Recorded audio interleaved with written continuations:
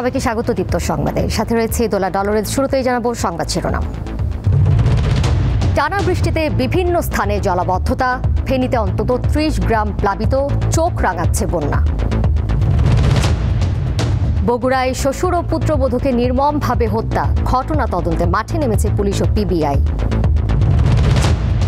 কক্সবাজারে সাগরে নেমে নিখোঁজ এক শিক্ষার্থীর মরদেহ উদ্ধার, সন্ধান মেলেনি অপর ছাত্রের।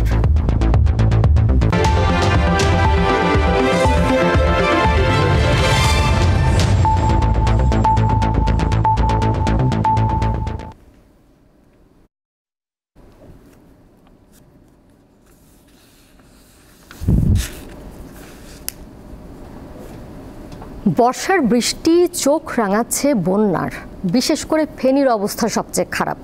এর মধ্যে জেলার ৩টি নদীর বেড়িবাঁধের ১১টি স্থান ভেঙে অন্তত ৩০টি গ্রাম প্লাবিত হয়েছে। জলাবদ্ধতা দেখা দিয়েছে নোয়াখালী, বরগুনা, পটুয়াখালী ও ঝালকাঠি সহ বেশ কয়েকটি জেলায়। এতে দুর্ভোগে পড়েছেন কর্মজীবীরা। আকাশে মেঘের সঞ্চালন, কিন্তু বর্ষার এই বৃষ্টি উপভোগের সময় কোথায়? ফেনীর অন্তত ৩০টি গ্রামের মানুষ ব্যস্ত তাদের ঘরবাড়ি সামলাতে। চলছে বন্যার পানি থেকে জিনিসপত্র রক্ষার তোড়জোড়। মৌসুমের ভারী বৃষ্টি ও উজানের ঢলে মুহুরী, কহুয়া ও সিলোনিয়া নদীর বন্যা নিয়ন্ত্রণ বাঁধের বেশ কয়েকটি স্থান ভেঙে গেছে। এতে ফুলগাজী ও পরশুরাম উপজেলার লোকালয়ে পানি প্রবেশ করছে হু হু করে। চরম অনিশ্চয়তায় এসব গ্রামের মানুষ।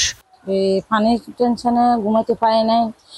হাড়ের উপরে যা যা জিনিস আছিল এগুলো খাড়ের উপরে রাখছিলাম। এখন খাড়ের উপর আমরা নিরাপদ না। কালকে সন্ধ্যা 10টার পর থেকে মোটামুটি যাই সচল ছিল, 10টার পর থেকে অবস্থা খুবই ভয়ানক হয়ে। ফুলগাজী এবং ফেনী থেকে আপনার পরশুরাম পর্যন্ত যে মেন সড়কটি আছে সেটাতে আপনার যোগাযোগ একদমই বিচ্ছিন্ন। মানুষ কোনোভাবে এদিকে মানে আসা যাওয়া করতে পারতেছে না। ফেনী জেলা শহরের পানি ধীরে ধীরে নামতে শুরু করলেও নিম্নাঞ্চল এখনো তলিয়ে। টানা বৃষ্টিতে নোয়াখালী শহরের অবস্থাও বেশ খারাপ। জেলায় বুধবার সকাল ৯টা পর্যন্ত আগের ২৪ ঘন্টায় ১৯৯ মিলিমিটার বৃষ্টিপাত রেকর্ড করা হয়েছে। এবছর বন্যা, জ্বর, ডায়রিয়া এগুলো দেখা দিয়েছে বন্যার কারণে। মানে আমরা ঘর থেকে বাড়িতে পারতেছি না বন্যার কারণে, পানির কারণে। এখন আবার এই বছরকার বন্যায় আমরা খুব ক্ষতিগ্রস্ত, আমাদের ঘরের ভিতর পানি উঠে গেছে। পটুয়াখালী পৌর শহরের নতুন বাজার, পুরান বাজার, সবুজবাগ ও তিতাস মোড় সহ বিভিন্ন নিচু স্থানে জলাবদ্ধতা দেখা দিয়েছে। পানিতে তলিয়ে গেছে জেলা সদর সহ অনেক স্থানের সড়ক, ভেসে গেছে অসংখ্য মাছের ঘের ও পুকুর। বরগুনায় গত ২৪ ঘন্টায় ১৬৫ মিলিমিটার বৃষ্টিপাত রেকর্ড করেছে আবহাওয়া অফিস। এই জেলাতেও পানিতে তলিয়ে আছে নিম্নাঞ্চল। একই পরিস্থিতি ঝালকাঠির। বৃষ্টির পানি নিষ্কাশনের ব্যবস্থা না থাকায় জলাবদ্ধতায় চরম ভোগান্তিতে রয়েছেন ঝালকাঠির নলছিটি পৌর শহরের বাসিন্দারা। টানা বর্ষণ আর উজানের ঢলে কুমিল্লার গোমতী নদীতে পানি বাড়ছে। যে কোনো সময় নদীর পানি বিপদসীমা অতিক্রম করতে পারে বলে আশঙ্কা করা হচ্ছে। চট্টগ্রামে মঙ্গলবার রাত থেকে থেমে থেমে চলা বৃষ্টিপাতের কারণে নিচু এলাকায় জলজট দেখা দিয়েছে। দেয়া হয়েছে পাহাড় ধসের সতর্কবার্তা। এছাড়া টানা বৃষ্টিতে বাড়ছে নওগাঁর বিভিন্ন নদীর পানি। কামরুন নাহার, দীপ্ত, বার্তা কক্ষ। ফেনীর পরিস্থিতি জানাতে আমার সাথে এই মুহূর্তে সরাসরি যুক্ত রয়েছেন সহকর্মী আব্দুল্লাল মামুন। যাচ্ছি তার কাছে। মামুন, প্রতিবেদনে দেখছিলাম যে ফেনীর অবস্থাই সবচেয়ে খারাপ। নতুন করে আর কোনো জায়গা প্লাবিত হয়েছে কিনা জানাবেন। প্রশাসনের পক্ষ থেকে কি দুর্গতদের সহায়তায় কোনো ধরনের উদ্যোগ নেওয়া হয়েছে, বা পানি উন্নয়ন বোর্ডের কর্মকর্তারা কি বলছেন সবশেষ পরিস্থিতি? দোলা, আমি এখন দাঁড়িয়ে আছি ফেনীর পরশুরাম সড়কে। এই সড়কটি ইতিমধ্যে পানিতে গেছে। এখানে আসলে মানুষ যে যানবাহন করে যাওয়ার যে সুযোগ ছিল সেটা বন্ধ হয়ে গেছে। আপনি দেখতে পাচ্ছেন এখানে সড়কে কমপক্ষে ২ ফিট পানি সড়কের উপর, ফলে কোনো ছোট যানবাহন পারছে না, কিন্তু ট্রাক্টর বা পিকআপ টাইপের কোনো যানবাহনে করে মানুষ আসা যাওয়া করছে। এক কথায় বলা যায় যে স্বাভাবিকভাবে যে জনচলাচল এটা অনেকটা বন্ধ হয়ে গেছে।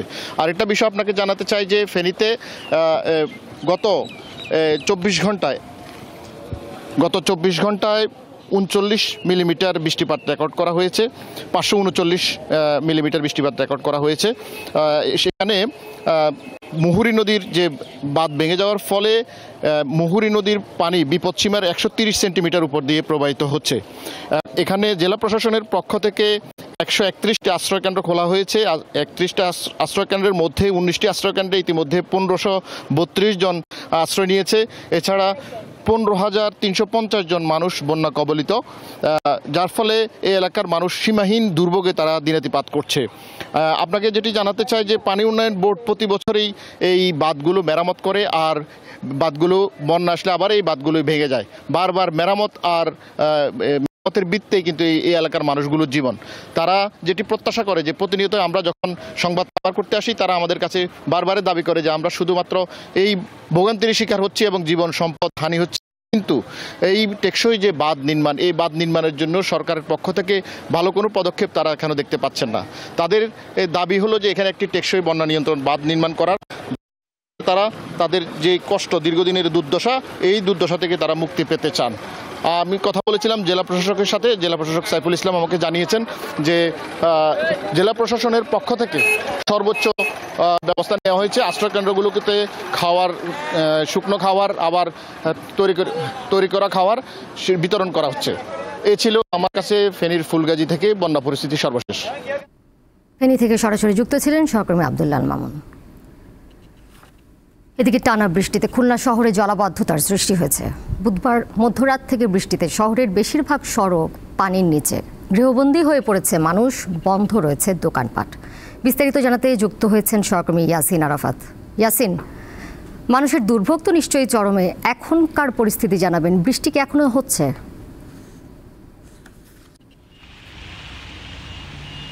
3 দিন ধরে টানা বৃষ্টি হচ্ছে। আমরা দেখেছি যে এই টানা বৃষ্টির ফলে গত 3 দিনের যে খুলনাতে এখনো পর্যন্ত 188 মিলিমিটার বৃষ্টিপাত রেকর্ড করেছে আবহাওয়া অধিদপ্তর, এবং গত 36 ঘন্টাতে 88 মিলিমিটার বৃষ্টিপাত রেকর্ড করেছে। এবং এই বৃষ্টিপাতের ফলে খুলনা মহানগরীর প্রায় অধিকাংশ সড়ক কিন্তু পানির নিচে তলিয়ে গিয়েছে, এবং বেশিরভাগ নিম্ন অঞ্চলের বাড়িতে কিন্তু পানি উঠে গিয়েছে এবং সাধারণ মানুষ ভোগান্তিতে পড়েছেন। আমরা বিভিন্ন জায়গাতে খোঁজ নিয়ে যেটা জানতে পেরেছি যে বেশিরভাগ বাড়ির নিচতলা কিন্তু একেবারে পানির নিচে এটি তলানো। এর একই সাথে যদি আপনাকে একটু জানাতে চাই যে খুলনার উপকূলীয় অঞ্চল এবং যে 9টি উপজেলা রয়েছে, সেই প্রত্যেকটি উপজেলাতে কিন্তু ফসল এবং মৎস্য ঘেরে মারাত্মক ক্ষতি হয়েছে। খুলনা বা দক্ষিণ অঞ্চলের যেটি শস্য ভান্ডার খ্যাত ডুমুরিয়া অঞ্চলে কিন্তু ইতিমধ্যে ফসলি জমি একেবারে পানির নিচে তলিয়ে গিয়েছে, এবং একই সাথে কয়রা, পাইকগাছার যে মৎস্য ঘেরগুলি রয়েছে, সেই ঘেরগুলি কিন্তু আমরা এখনো পর্যন্ত জানতে পেরেছি প্রায় 1000-এর কাছাকাছি ঘের পানিতে ডুবে গিয়েছে, এবং এটির একটি ব্যাপক ক্ষতি হয়েছে। আমরা কৃষি অধিদপ্তর এবং মৎস্য অধিদপ্তরের কাছ থেকে যে ক্ষয়ক্ষতির পরিমাণ এখনো পর্যন্ত জানতে পেরেছি, তারা বলছে 824 কোটি টাকার মতো ক্ষয়ক্ষতি কিন্তু এই মুহূর্তে হয়েছে। তবে সব থেকে বেশি বিপাকে পড়েছেন এইচএসসির যে পরীক্ষার্থী রয়েছে, তারা টানা বৃষ্টির কারণে, জলাবদ্ধতা হয়ে যাবার কারণে পরীক্ষার্থীরা কিন্তু বিভিন্ন সময়ে তারা যত সময় পরীক্ষা কেন্দ্রে পৌঁছাতে পারছেন না, এবং পরীক্ষার পরেও আমরা দেখতে পেয়েছি যে তারা বৃষ্টিতে ভিজে কিন্তু পরীক্ষা শেষে বাড়িতে ফিরছেন, এবং নিম্ন আয়ের মানুষ একেবারে বিপর্যস্ত অবস্থায় পড়েছেন।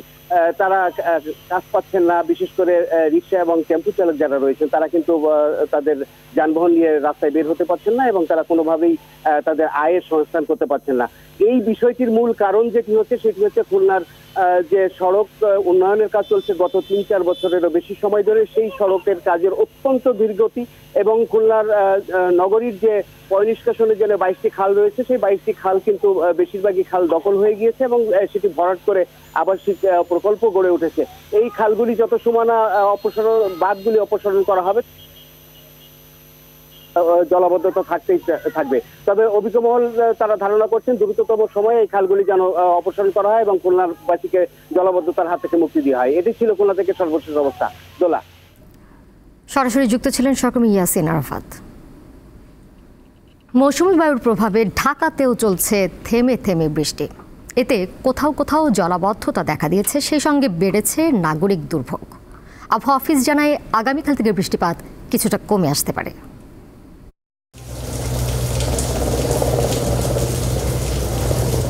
আষাঢ় শেষ দিকে এসে আকাশে মেঘের ঘনঘটা বেড়েছে। টানা 2 দিন সূর্যি মামার দেখাও মেলেনি। বৃষ্টির আসা যাওয়ার মাঝে বেশিরভাগ সময়ই ছাতা মেলে পথ চলতে হয় ঢাকাবাসীকে।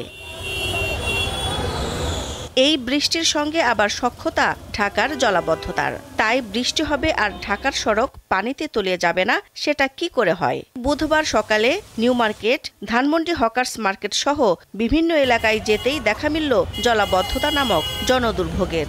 2 দিন পর আজকে আসছি। আমাদের দোকান খুলতেই হয়, বৃষ্টি কমুক বাড়ুক। এখন বৃষ্টির জন্য আমরা দোকান খুলতে পারি না, বেচা কিনা করতে পারি না। এটা তো আমাদের জন্য একটা প্রবলেম না, আমাদের জন্য লস না। বৃষ্টি নামলেই রিকশা কিংবা সিএনজি চালিত অটোরিকশার ভাড়া বেড়ে যায়। এ নিয়েও রয়েছে শিক্ষার্থী এবং কর্মজীবীদের অভিযোগ।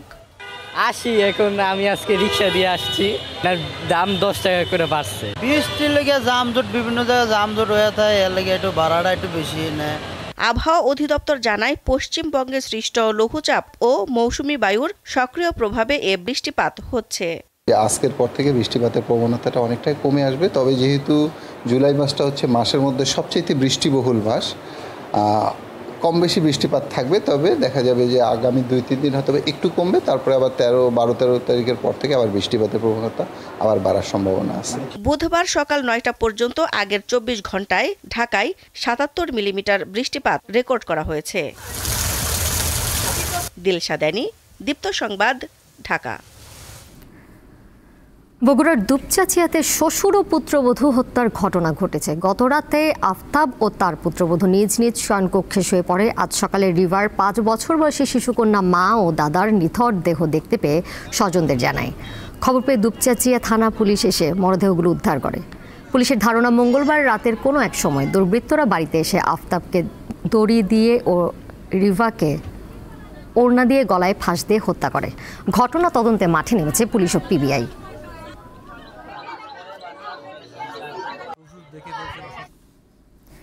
কুমিল্লার মুরাদনগরের করইবাড়ি এলাকায় 3 জনকে পিটিয়ে হত্যার ঘটনায় সেনাবাহিনী ও র্যাবের হাতে গ্রেপ্তার 8 জনকে 3 দিনের রিমান্ড দেয় আদালত।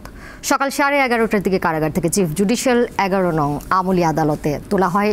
মামলার শুনানি শেষে 3 দিনের রিমান্ড মঞ্জুর করেন আদালতের বিচারক senior judicial magistrate Mominul Haque. এর আগে কুমিল্লার আমলি আদালত 11তে 8 জনের রিমান্ড চেয়ে আবেদন করেন জেলা গোয়েন্দা পুলিশ ও মামলার তদন্ত কর্মকর্তা। আদালত 8 জনের রিমান্ড মঞ্জুর করেন।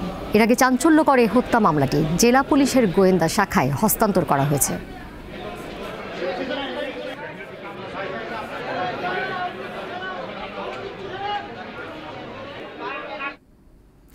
এবার কেওয়াই স্টিল চট্টগ্রাম সংবাদ।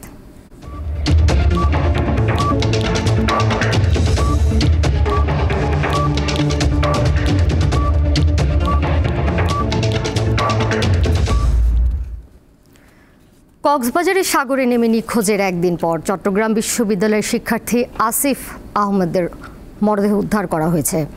এখনও নিখোঁজ রয়েছেন আরেক শিক্ষার্থী অরিত্র হাসান। বুধবার সকালে কক্সবাজারের নাজিরা টেক উপকূল থেকে আসিফের মরদেহ উদ্ধার করা হয়। এর আগে মঙ্গলবার সকালে কক্সবাজার শহর থেকে প্রায় 12 কিলোমিটার দূরে প্যাচারদ্বীপ সৈকতে গোসলে নামেন চবির 3 শিক্ষার্থী অরিত্র হাসান, আসিফ আহমেদ ও KM সাদমান রহমান। এর মধ্যে গতকালই সাদমানের মরদেহ উদ্ধার করা হয়। বিশ্বের অন্যতম দীর্ঘ সমুদ্র সৈকত কক্সবাজারের 120 কিলোমিটারের মধ্যে 117 কিলোমিটারই পর্যটকদের জন্য ঝুঁকিপূর্ণ হয়ে উঠেছে। মাত্র 3 কিলোমিটার সৈকতে লাইফগার্ডের সদস্যরা থাকলেও তাদের সংখ্যা খুবই কম।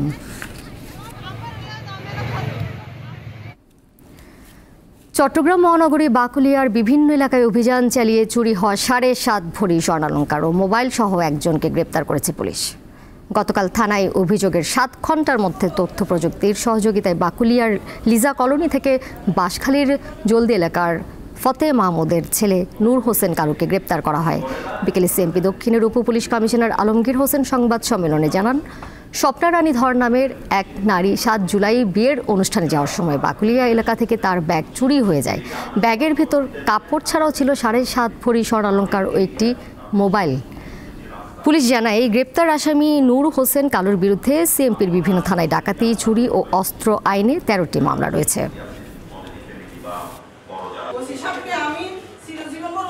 বরগুনায় ডেঙ্গু জ্বরে আক্রান্ত হয়ে আরও 2 জনের মৃত্যু হয়েছে। তারা হলেন বরগুনা সদর উপজেলার গুদিঘাটা মাধ্যমিক বিদ্যালয়ের শিক্ষিকা হাসিনা বেগম ও পাথরঘাটার পৌর শহরের গিয়াসউদ্দিন। এ নিয়ে জেলায় ডেঙ্গুতে মৃতের সংখ্যা বেড়ে 33 জনে দাঁড়ালো। জেলায় মোট আক্রান্তের সংখ্যা দাঁড়িয়েছে 3070 জনে। গত 24 ঘন্টায় নতুন করে 83 জন ডেঙ্গু রোগী হাসপাতালে ভর্তি হয়েছেন। চিকিৎসাধীন রয়েছেন 224 জন। এদের মধ্যে বরগুনা জেনারেল হাসপাতালে চিকিৎসাধীন অন্তত 150 রোগী। দেশের বাইরের খবর। সৌদি আরবের যুবরাজ মোহাম্মদ বিন সালমানের সাথে বৈঠক করেছেন ইরানের পররাষ্ট্রমন্ত্রী আব্বাস আরাগচি। এই বৈঠককে ফলপ্রসূ বলে বর্ণনা করেছে ইরানের পররাষ্ট্র মন্ত্রণালয়। মঙ্গলবার জেদ্দায় দেখা করেন তারা। তেহরানের সাথে ইসরায়েলের যুদ্ধের পর উপসাগরীয় রাজ্যে কোনো শীর্ষ ইরানি কর্মকর্তার এটি প্রথম সফর। ইরানের পররাষ্ট্র মন্ত্রণালয়ের মুখপাত্র ইসমাইল বাঘাই জানান, আলোচনা ছিল গঠনমূলক ও ফলপ্রসূ। 12 দিনের টানা যুদ্ধের পর এই সফরটি ইঙ্গিত দেয় ওই সংখ্যা তেহরান রিয়াদ পুনর্মিলনের প্রক্রিয়াকে থামাতে পারেনি।